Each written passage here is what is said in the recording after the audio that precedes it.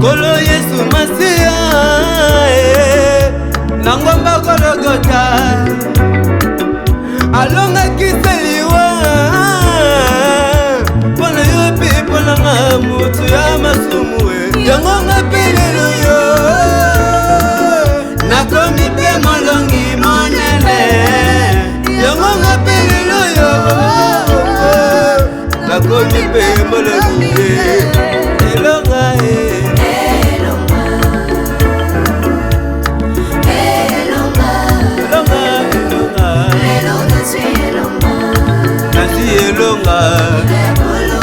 na makila ya kolo Yesu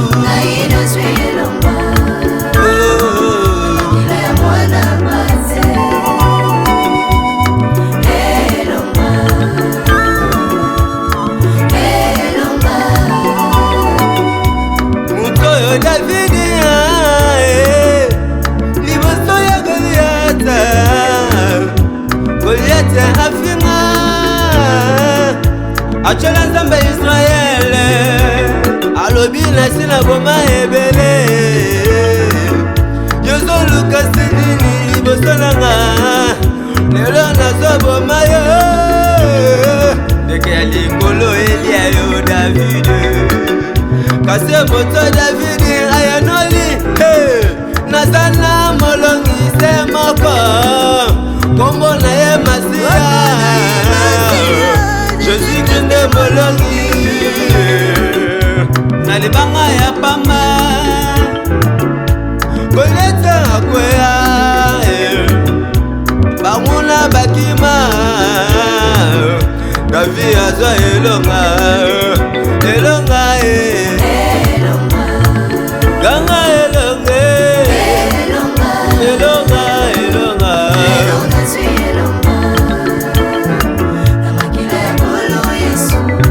OMB nous dit l'échec n'est pas à nous, les enfants de Malachie 4. Nous vivons de victoire en victoire.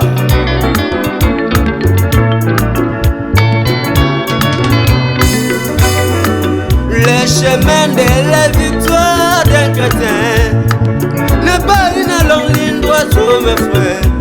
Il y a un virage appelé désespoir, un rond-point appelé confusion, un tunnel appelé la chute, des dos d'âne appelé les amis, les feux rouges appelé ennemis.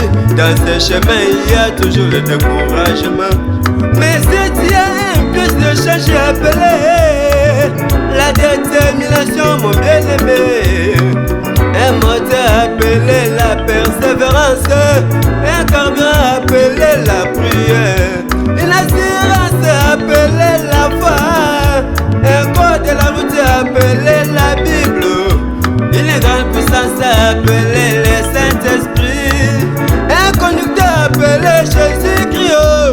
Cette route te fera traverser un sentier nommé la victoire. La victoire est certaine. Je le crois de tout mon cœur.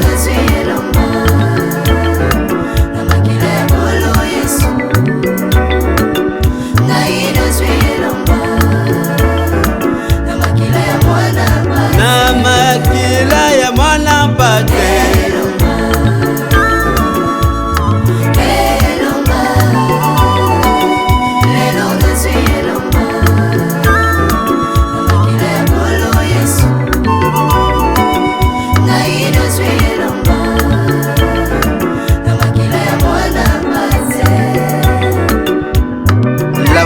parfaite par la faiblesse parfaite. Paragraphe 46. Sima ya kozwa elonga ya mwana na Nzambe ebundisa makaya pa batu misatu ya liboso balinga okola pe otanga na bango ya mibale bayeba zwa esheke na vio ya misatu bayeba si balonga balingaka te balinga bakoma lokola bango moninga nanga kobanga banga te chakaka elika na Nzambe. Il y a encore de l'espérance pour ceux qui vivent. Un chien vivant vaut mieux qu'un lion mort. Ils l'ont vaincu à cause du sang de l'agneau.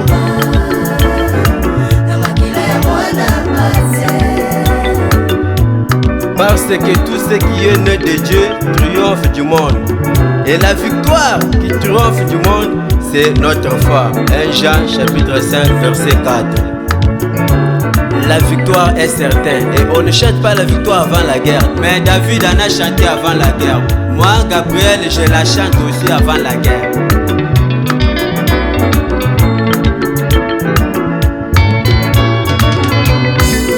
Papa wanywe wakona nende ujiji nanja moye lelele. Oh, wakona nenda ikwimba koko mushindo kaiwe. Cheminu chabashikila. Alléluia, oh. Alléluia. Bana soso el bekele famille Shalom Isaac Tabernacle. Ah, botele malikolo te bela nzambe. Eloyo, kayina si elonga. Elonga na makila ya kolo yese. Elonga na makila ya mwana pate. Oh, TikTok Tabernacle. L'apostolité d'abord Tabernacle. Oh, ça va belle pour page. Ange Gabriel.